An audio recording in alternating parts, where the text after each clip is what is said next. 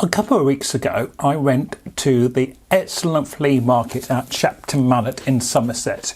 It's a huge flea market over a vast area with some inside stalls, but the really interesting ones always seem to be outside. And I wouldn't say I've always ended up with something interesting, but I normally do at Shepton Mallet. And today, the day I went, was no exception, because I found this rather interesting West German camera from about 1955 called, well, I'm going to pronounce it Felica. If I've got that wrong, I apologise. But you can see it's a very straightforward plastic-based camera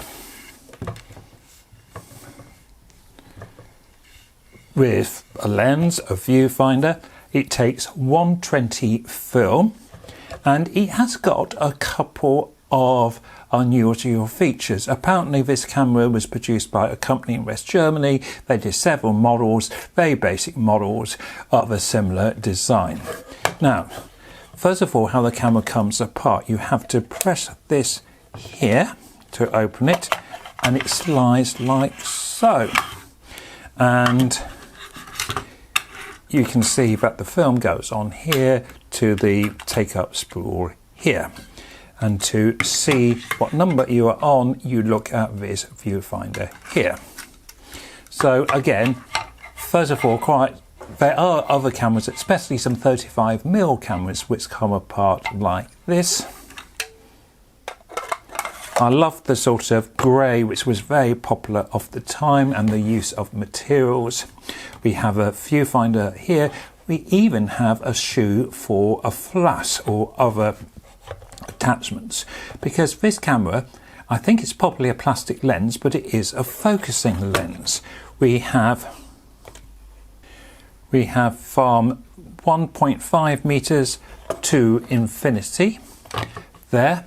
We have a spring shutter here, and we also have a limit. It's interesting stops. What we have here, we have f8 on the top here. We've got some shutter speeds, and they are interesting shutter speeds. We have a 25th of a second, a 50th, and a bulb.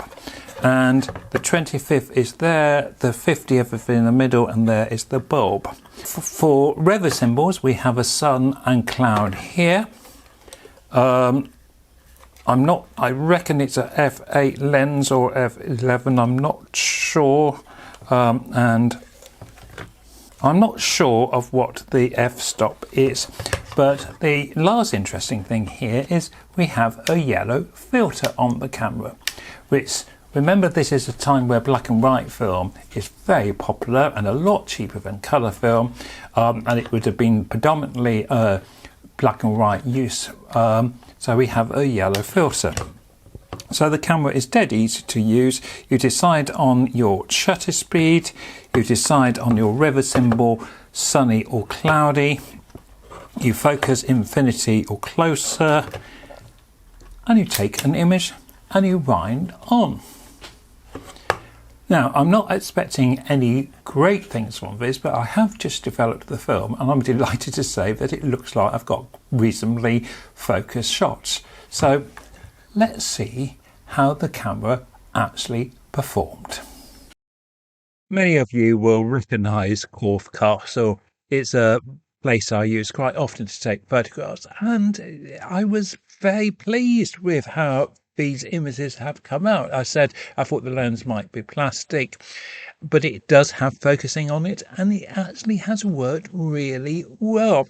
The images are sharp, very clear.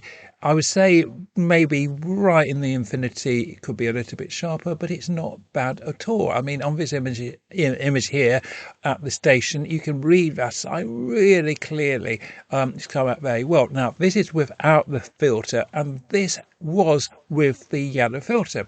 So the yellow filter, actually, if you've got nice blue sky with fluffy clouds, it works really well. I think this was without.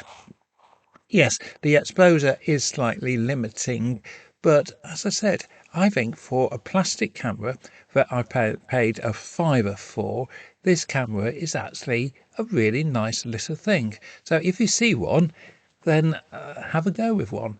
I was really pleased with the results and I was quite surprised. Just shows you what £5 can still buy.